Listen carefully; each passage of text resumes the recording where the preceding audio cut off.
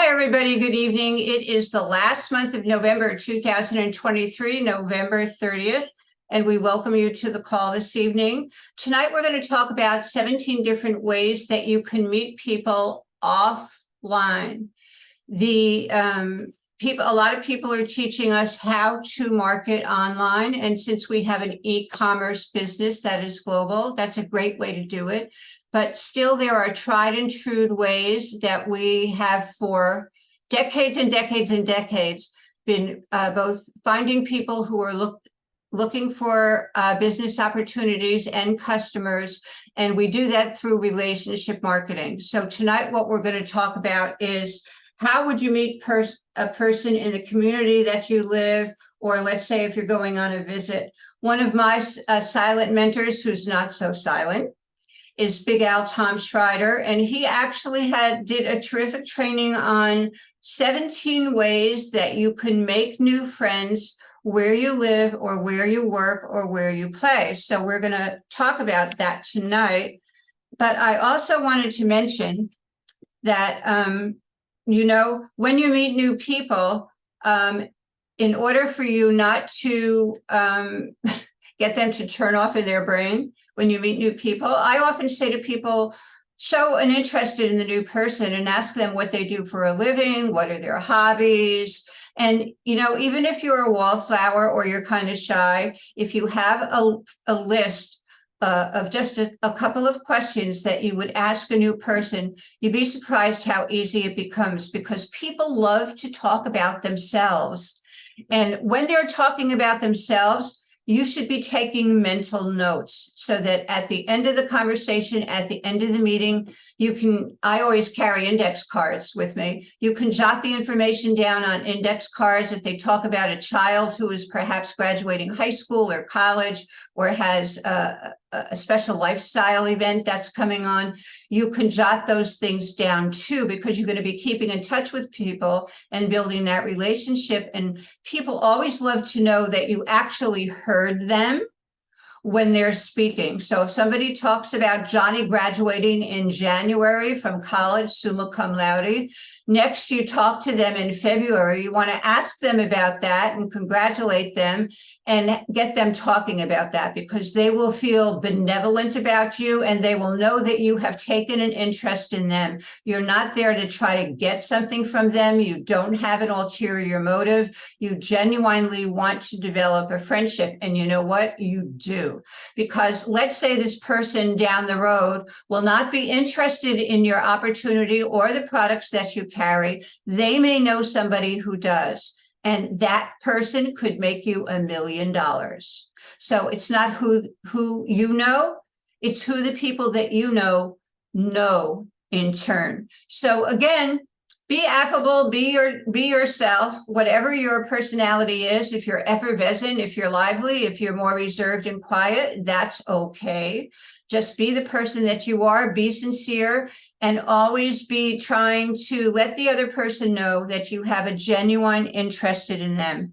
Now, when I strike up a conversation with them, I might say, I just found out how to beat this 30% inflation, which is killing everybody. I don't know about you, but my wife and I have found a way to beat this inflation, and we're making between an extra $500 and $700 a month like clockwork, just like this. And then pause. And if they don't say anything, then just go on and continue on the conversation. If they're interested in figuring out or wanting to know how you're generating that extra $500 to $700 a month, they will ask you. And then you can tell them, before I would tell them anything about my opportunity, I would have a conversation with them and say, oh my gosh, you too? Your family is suffering from this ungodly recession too, and the 35% interest. I don't know about your wife, but my wife spends, so much extra, hundreds of dollars extra at the supermarket. And we just, this is a blessing for us. And then go on from there. So let people know that you're genuinely interested in them, have conversations that are germane and to current events that are happening now. So According to Big Al, one of the ways that there are 17 ways that you can meet people. And of course, there are a whole lot more. But for the purposes of this training, we're just going to do about 17. I might add a few at the end. One of the ways that he said is to join Toastmasters. And, you know, for the purposes of this training, I'm glad that that's number one, because Toastmasters is an organization for people who are afraid to publicly speak, or speak in crowds, or speak even in groups of just a couple of people, and people who may even not want to engage one-on-one. So Toastmasters has been around, gosh, I think since the 1940s or 50s. I remember when I was a little girl, there were Toastmaster groups after school, and we went to them to learn how to speak, because we took speech classes and debating classes and stuff, and we needed to know how to do that. So join a Toastmasters group. Even if you are used to training 1,000 people or 500 people in a room or on Zoom, or at your church or for your business, it doesn't matter. Join the group anyway. You will have a lot more things to talk about, but more importantly, you will get to meet different people. And there are people from all walks of life who join Toastmasters. So that's a terrific way to meet people. And you know what? It's fun.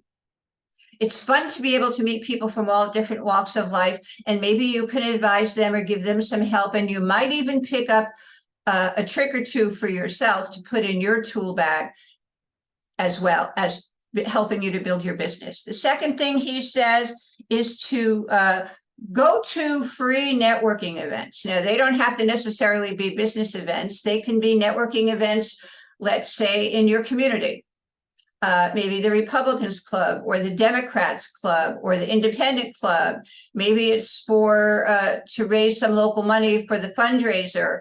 Let's say it's for, I live in Austin, Texas, and during this time of year, they have fundraisers and stuff like that, and free networking events for people who are the musicians, because musicians usually don't have hospitalization and Blue Cross and Blue Shield, so they raise a lot of money for them through networking events. So that's another fun way to meet new people, enjoy yourself, and it broadens your horizons. The next thing to do is attend your local community college and take a couple of courses for free.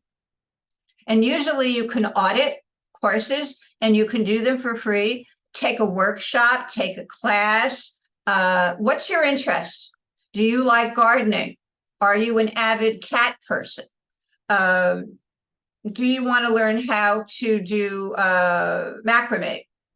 Whatever it is that you have an interest in, usually your community college or some of the Ys or something like that or the church or the synagogue usually have, or the YMHA, or CA, they usually have courses that you can avail yourself for free. By the way, if you're a member of a Y, or Planet Fitness or some of the other 24-hour fitness, make sure that you go and take advantage of your membership. It will not only be good for you physically and emotionally and mentally, but you get to meet new people there.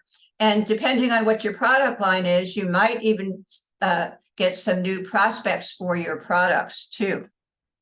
Join an expensive health club. So if you don't belong to those, join the health club. But the trick is that you should go to them. And start out by talking with the coach or the person who's going to be helping you plan your physical workout and stuff like that, because they too might be somebody who is interested in your products.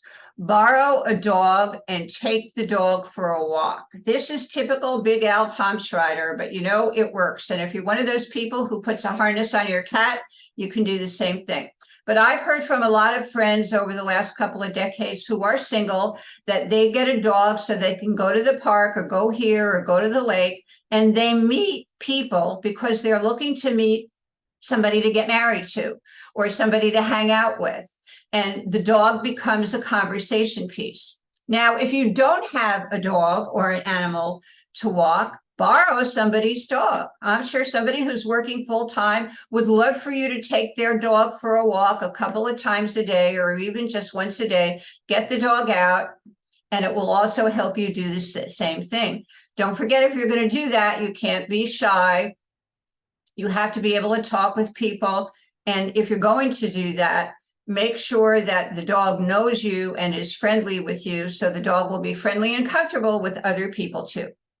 Have a short message chat with a new friend on social media. Well, this particular training is about in-person, offline training, but Big Al talks about this too.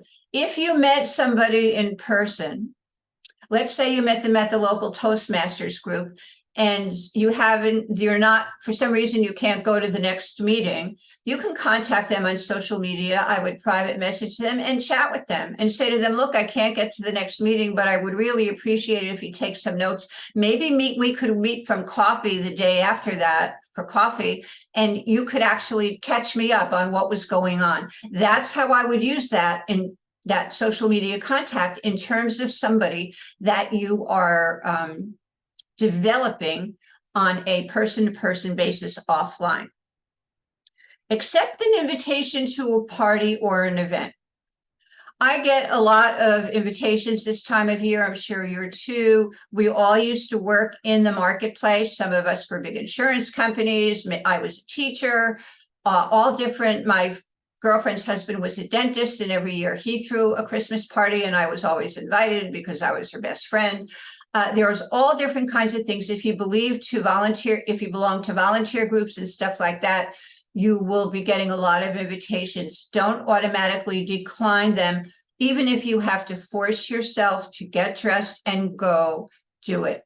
The funniest things happen when you're a little reticent and you don't want to go to a party, but you force yourself to go, get yourself all dolled up, or, if you're a guy, put on your cologne and go to that party. And, that's the night or that's the afternoon that you're going to meet somebody special. And not only that, all of those people are potential people to help you with your business and also to develop into customers. The most important thing is you're going to get to expand your friendship base, and you're going to have more friends, because after all, this is really about expanding you and learning and growing. And the boon is that you will be able to meet people who will be interested in your opportunity in business and or as a customer. But even if they aren't, they can bring joy to you and your life, and they can help you expand your life. And the more you do that for yourself, the more interesting a person you become as you're meeting new people. And when you become more interesting, more and more people will take an interest in you. And that might be because you're developing an interest in your new friends. They are interested in gardening, and you really never had an interest in gardening, but they talk about it frequently, and you assimilate some of that information. So now you can actually hold a conversation with somebody who is interested in gardening as well about gardening. Isn't that terrific? And it didn't cost you anything to do that. Pick up a new hobby. So let's say this lady is just raving about gardening, and she planted her petunias and she planted all coleus, her giant coleus. I myself have a Christmas cactus in my house, and it's a crazy plant. It doesn't bloom at Christmas. It usually blooms the following Easter. This year, it bloomed on November 16th, which happened to be my birthday. So this is a crazy plant. So I can have conversations with people who are plant people about my crazy Christmas cactus. That may seem silly to you, but the truth is that they would be very interested in that, because there are very specific reasons why plants do that, that frankly, I don't know about, but I could learn about from those people. Or I could develop a new hobby and take a course about gardening and develop new friends who can help me learn about that. Check out the fun things to do where you live list. In Austin, Texas, I subscribe to a couple of different local newsletters, and every Friday night they post a whole list of all the different things that are free to do around town in all the different towns that are local to me, and pick some of them. We have a kite festival in April. I used to take my godson, and we used to get on our backs, and we used to watch. There were hundreds and hundreds of kites down in the park in Town Lake. And gosh, we met a whole bunch of different people every single year. And we always had one or two people that we would carry with us for the next year, and we would meet them during the year for different things, maybe the balloon races or something, or the canoe races, or we would go and we would watch the people on their paddles on the lake, all because we met them at the Kite Festival, which is a free event. And it's kind of a screwy event, but it's really, really fun to watch all the different kites and all the people that are doing it. So check out the what's new to do in your area every single week, and pick a couple of events. And if you don't want to go alone, go with a friend.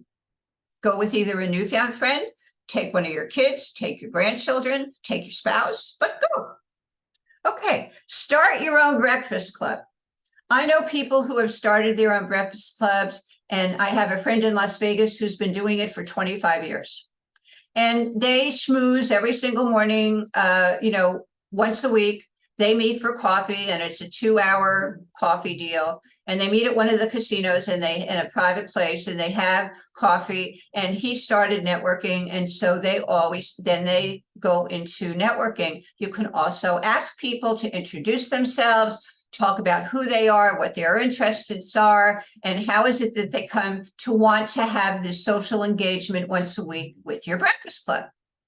And then, you know what, as you talk about and introduce some of your products, for instance, if you had a coffee product, I would bring samples of my coffee with me, and I'd say, hey, to the waitress, this time we'd just like some carafes of hot water, please, because I brought a coffee that I want everybody to try.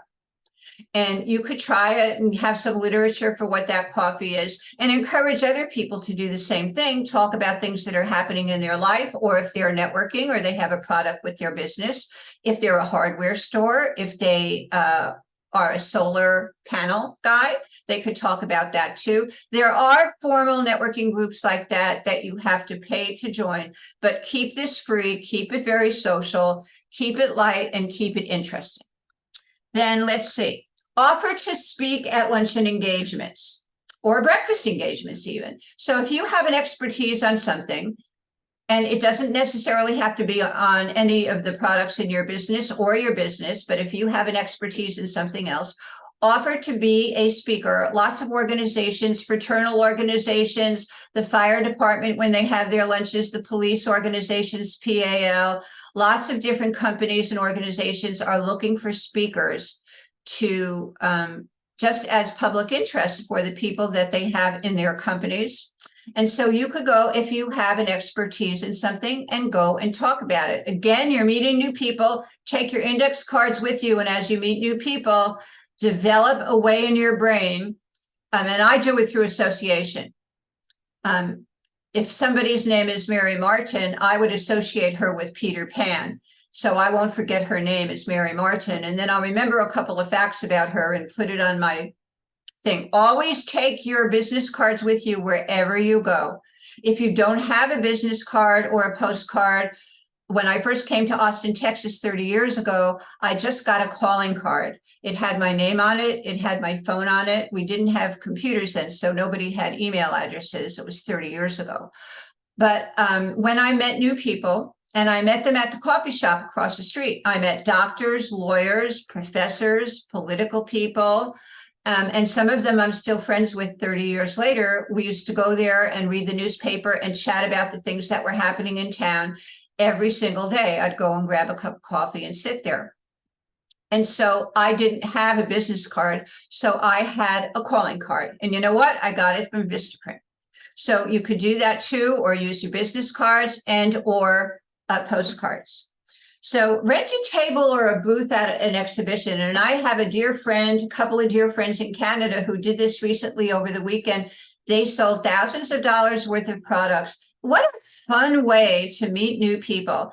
And I did a whole training on that. When you do home parties or you do shows and things like that, what you need to do is always have a fishbowl and have a drawing for a prize. And depending on what products you're selling, make it a couple of packets of whatever one of your products are. I also devised a form, and you can do it too. Have the person's name, email address, telephone number. Would they be interested in a business, or would they be interested in creating a couple $100 extra at the end of the week, at the end of the month? and that, and then have them fill out that form. So if one of your products is coffee, you could sample out the coffee. I know these ladies just made a bundle of money and they got lists and lists of names of people that they could call. Now, my suggestion, I've been doing this for 30 years, is when you take all those forms with all the names and stuff on it out of your fishbowl after you've done your show, you can wait 3, 4, 5 days and then start calling the people, and they'll say, oh, did I win? Because you had a raffle for something, which is why they filled out the form. And I have always said, well, you didn't win the prize, but you won the booby prize. And people laugh and they said, I won the booby prize? What's the booby prize? So think about what you want the booby prize to do. If your coffee is one of your products, you might want to give them a 4-day supply of coffee or a 2-day supply of coffee. Or if you have 2 or 3 different coffees, give them a 2 or 3-day supply of the coffees. If your product is an electrolyte product, give them a couple of free products for that too. Whatever it is that you'd like to do. But what you're doing is you're showing people that you're generous, and that even though you had the drawing and somebody else won the main prize, that you were willing to give them a booby prize in appreciation for them being there. Also, keep track of the people that do attend your show, and have a list with a notebook of their names and their phone numbers and their email addresses, so that you will be able to you also, because some people will not fill out a form and you want to be able to double check it. And what I usually do is, if somebody had, for instance, a sample of coffee or a sample of the electrolytes or something else, or they bought something, I would mark that down next to their name in the book so I would know what they had. So if they bought, for instance, some coffee from me, and they're winning the booby prize when I call them back, they're going to tell me right off the bat how they enjoyed the coffee. And if I gave them 2 or 3 different kinds of coffee, they'll tell me which ones they preferred.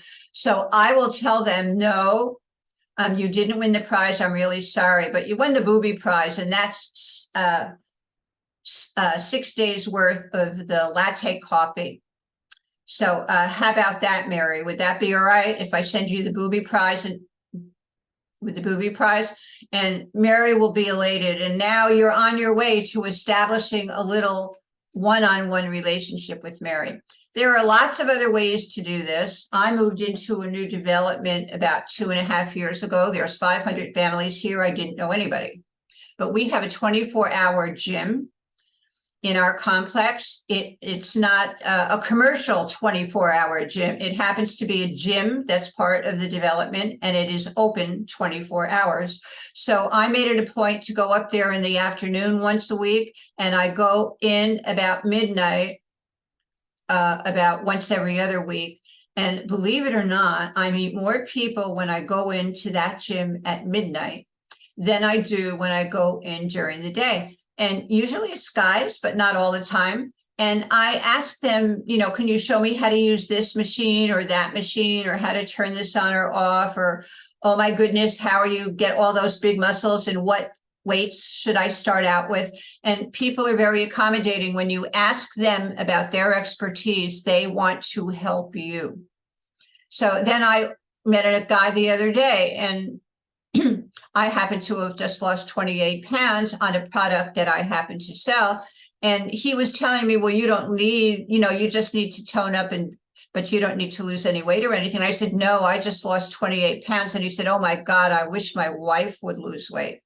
And so we had a conversation, and I gave him a sample of my weight loss product. So, this is like you plant a seed and you watch it grow, but you plant a seed and the seed could grow like this. And it goes all different ways, and you never know where it's going to lead you. So always be open. If you're taking a bus someplace, when my son was a little boy, he used to love to get on the bus. Yes, we have a car, but he used to love to get on the bus and go to New York City. I lived in New Jersey. So we'd get on the bus at least once a month, and we'd go on a particular day every single month. And we would meet people there. We'd meet the same people there. And my little boy was a redhead, so everybody always remembered him.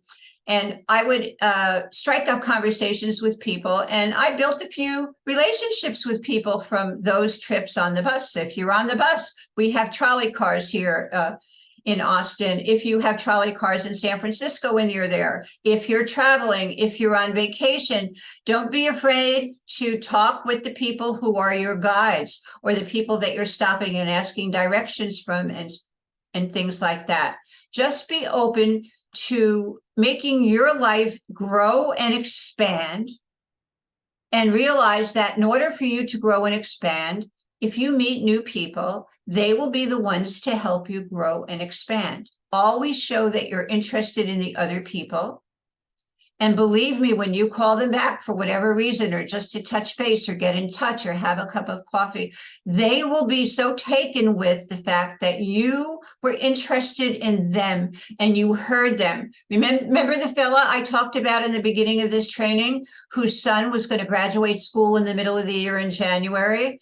Well, that person will be your friend for life, because they are so appreciative of the fact that you heard them, you listened, you remembered, and you value added to their life, and they in turn value add to your life. So ladies and gentlemen, thanks very much for this training. I'm sure you can make a list of some other ways that you can meet people offline in your community. Use your interests, use all the things that you know and places that you go. And if somebody invited you to this training, thank you. If you find it valuable, please check the little like mark, and feel free to get back to the person who invited you to this training and see if they can help you if that's something that you need to do. Thanks so much, everybody, and happy December. Bye-bye.